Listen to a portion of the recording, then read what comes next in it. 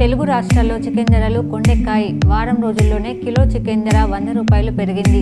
నిజామాబాద్ జిల్లాలో గత వారం వరకు కిలో చికెన్కు 200 నుంచి 240 ఉన్న ధరలు ఒక్కసారిగా 300 రూపాయలకు చేరింది. నందిపేట్ మండలం వన్నెల్కే ఎత్తిపోతల పథకం లిఫ్టును ఆర్మూర్ ఎమ్మెల్యే పైడి రాకేష్ రెడ్డి, ముదోల్ ఎమ్మెల్యే రామారావు పటేల్ పరిశీలించారు. కమ్మర్పల్లి మండల పరిధిలోని లలిత గార్డెన్ ఫంక్షన్ హాల్లో మోర్తాడ్, కమ్మర్పల్లి, ఏగట్ల మండలాల బీఆర్ఎస్ పార్టీ ముఖ్య కార్యకర్తల సమావేశంలో బాల్కొండ ఎమ్మెల్యే వేంద్ర ప్రకాష్ రెడ్డి, నిజామాబాద్ పార్లమెంట్ అభ్యర్థి బాజిరెడ్డి గోవర్ధన్ ఆధ్వర్యంలో బాల్కొండ నియోజకవర్గంలో జరిగే నిజామాబాద్ పార్లమెంట్ సన్నాహక సమావేశం నిర్వహించారు.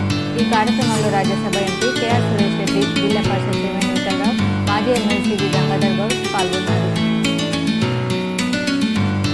ఇందల్వాయి మండలం చంద్రాయనపల్లిలో గంగాధర్ ఇంట్లో విద్యుత్ షార్ట్ సర్క్యూట్తో ఇల్లు దగ్ధమైంది. 1,00,000 నగదు, 5 తులాల బంగారం నష్టం జరిగింది. బాధిత కుటుంబాన్ని ఎమ్మెల్యే భూపతి పరామర్శించారు.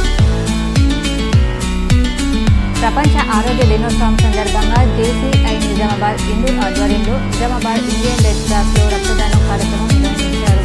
పూర్వజన ఉపాధ్యక్షులు విజయానంద్ హాజరై 45వసారి రక్తదానం చేశారు. ఈ కార్యక్రమంలో జేసీఐ ఇందూర్ అధ్యక్షుడు మనోజ్ కుమార్ పాల్గొన్నారు. నిర్మల్ జిల్లా బాసర శ్రీ చింతామణి గణేష్ ఆలయం వద్ద ఉన్న శివాలయంలో నంది, నాగేంద్రుడి విగ్రహాలు ధ్వంసం చేసిన దుండగులను త్వరలో పట్టుకోవాలని ఆలయానికి సంబంధించిన కమిటీ సభ్యులు, గ్రామస్తులు బాసర పోలీస్ స్టేషన్లో ఫిర్యాదు చేశారు.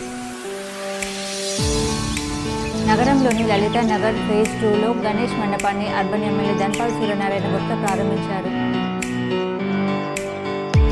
నగరంలోని బస్వా గార్డెన్లో నిజామాబాద్ జిల్లా పద్మశాలి సంఘం నూతన కార్యవర్గ ప్రమాణ స్వీకారం ఘనంగా నిర్వహించారు.